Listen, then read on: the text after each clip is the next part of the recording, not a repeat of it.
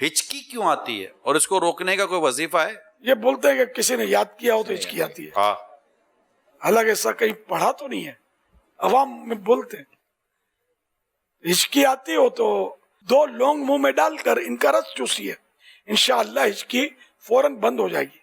Number 2، تھوڑی سی ہلدی یا تھوڑا سا زیرہ پانی کے ساتھ پھانک لیجئے جیسا ٹیبلٹ اتارتے ہیں۔ نمبر 3، مولی یا گنے کا رس پی لیجئے، دیکھو مولی بدبودار ہوتی ہے، گنے کا رس پہ ہاتھ رکھیے۔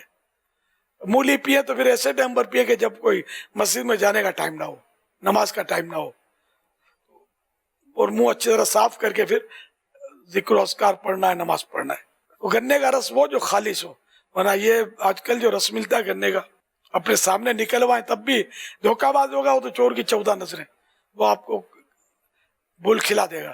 تو بولو کہ بھلے پھیکا ہو مجھے تازہ چاہیے، ورنہ وہ سیکرین کے ذریعے کچھ لگا کے رکھتے ہیں شاید، اس سے ٹکرا کے رس نکلے گا، میٹھا ہو جائے گا۔ تو میٹھا نہیں، جیسا بھی مجھے تو کوئی اچھا آدمی ہو دے دے گا، آپ کو پیسے زیادہ لے گا، برف بھی نہیں، سادہ۔ نمبر 4، گاجر کو پیس کر سونگ لیجئے۔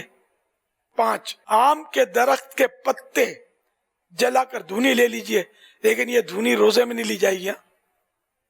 نمبر 6، اگر بچے کو بار بار ہچکی آ رہی ہو اور خود بخود بند نہ ہو تو تھوڑا سا شہد چٹا دیجئے، انشاءاللہ الکریم ہچکی بند ہو جائے گی۔